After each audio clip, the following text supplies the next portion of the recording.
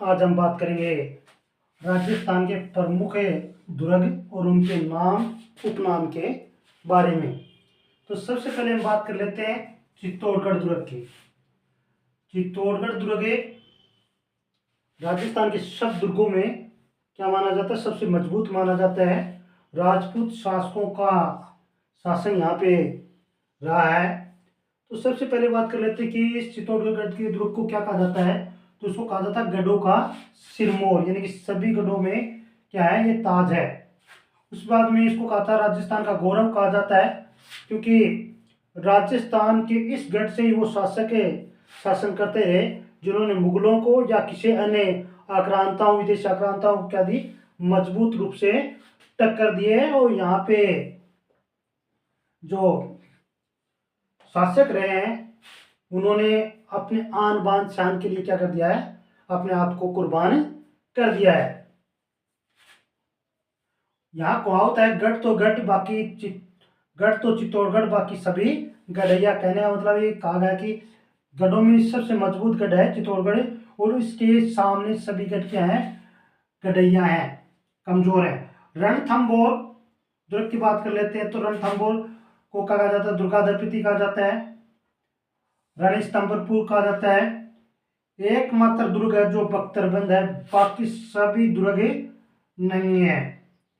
एकमात्र दुर्ग जो बख्तरबंद है, किसके बारे में कहा गया, रणथंभौर दुर्ग के बारे में कहा गया। और कहा किसने है, ये अबुल फजल ने कहा। किसने कहा है, अबुल फजल ने कहा, इतिहासकार अबुल फजल। एक और कहावत इसके बारे में, आज कुफर का गढ़ इस्लाम का घर हो गया। तो ये किसने कहा, अमीर खुसरो ने कहा है।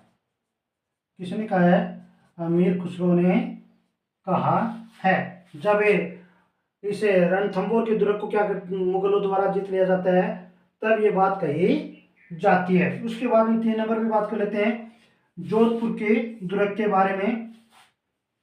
तो इसको मेहरानगढ़ भी कहा जाता है, इसको मयूर ध्वजगढ़ भी कहा जाता है, इसको गढ़ चिंतामणि भी कहा जाता है। उसके बाद में गढ़ का निर्माण परियों द्वारा किया गया है। तो एक बहुत इसके बारे में कहा जाता है कि इस गढ़ का निर्माण परियों व अप्सराओं द्वारा किया गया। और ये किसने कहा था, तो ये कहा था रुडयार्ड किपलिंग ने। किसने कहा था ये बातें, रुडयार्ड किपलिंग ने ये बातें कही है। काफी हवाई बातें करते रहे हैं।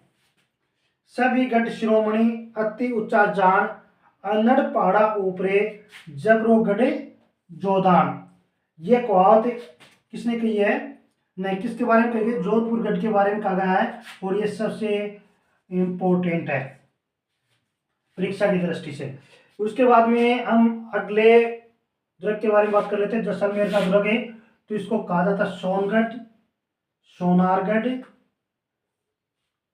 त्रिकुट गढ़, क्योंकि ये त्रिकुट पहाड़ी पे है इसलिए इसको त्रिकुट गढ़ भी कहा जाता है। और सोने के समान चमकता है, इसलिए क्या कहा जाता है, इसको सोनगढ़ या सोनारगढ़ भी कहा जाता है। सुवर्णगढ़ कहा जाता है जालोर को।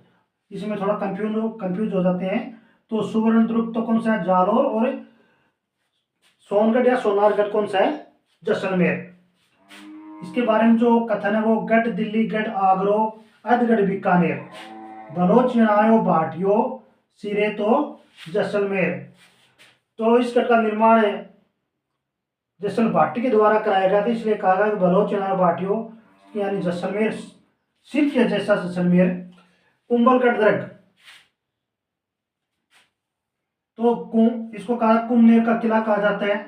यह दुर्ग इतनी बुलंदी पर बना है कि नीचे से ऊपर देखने पर, यानी कि काफी एकदम सीध में बना हुआ किला कौन सा, कुंभलगढ़ का किला है।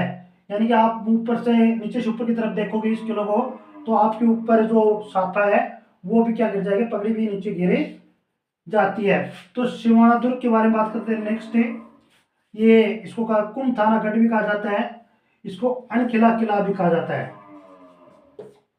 ये जो उपनाम है परीक्षा में पूछ लिया जाता है, अनखिला किले किसे कहा जाता है, तो ये सिवाना दुर्ग को कहा जाता है। जालोर दुर्ग की कुंजी भी सिवाना दुर्ग को कहा जाता है। कहने का मतलब है यदि आप जालोर गढ़ में जाओगे तो सबसे पहले आपको सिवाना दुर्ग के अंदर से जाना पड़ेगा, इसको क्रॉस करना पड़ेगा। मारवाड़ के जो राठौड़ शासक रहे हैं किसी कारण से उनमें कोई विपदा आती थी तो किस में शरण लेते थे, वो सिवाना दुर्ग में शरण लेते थे। इसलिए कहा जाता है मारवाड़ के राठौड़ शासकों की शरण स्थली भी किसे कहा जाता है, सिवाना दुर्ग को कहा जाता है। इसके बारे में जो कथन है वे राजपूत गजब के बहादुर थे,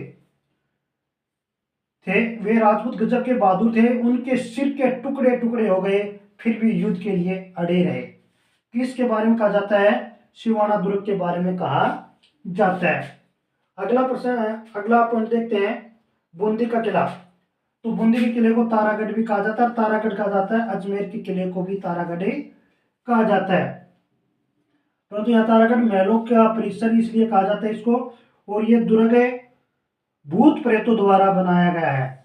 ऐसा लगता है, बूंदी के किले को देखकर ऐसा लगता है कि ये दुर्ग भूत प्रेतों द्वारा बनाया गया है, आदमी के बस की बात नहीं है, ये मानव के बस की बात नहीं, बल्कि इसको देखकर ऐसा लगता है कि भूत प्रेतों द्वारा इसको बनाया गया है। और ये कथन किसने कहा है, ये कहा रुडयार्ड किपलिंग ने इस प्रकार के कथन कहे हैं। तो साथियों आज हमने चित्तौड़गढ़ के दुर्ग के बारे में पढ़ा, रणथंभौर दुर्ग के बारे में पढ़ा, जोधपुर दुर्ग के बारे में पढ़ा, जैसलमेर के दुर्ग के बारे में पढ़ा, कुंभलगढ़ के दुर्ग के बारे में पढ़ा, सिवाना दुर्ग के बारे में पढ़ा और बूंदी के किले के बारे में पढ़ा। तो इस प्रकार के हमने 7 आज किले या गढ़े पढ़े हैं, बाकी 7 अगले चैप्टर में पढ़ेंगे। तब तक जय हिंद, जय भारत।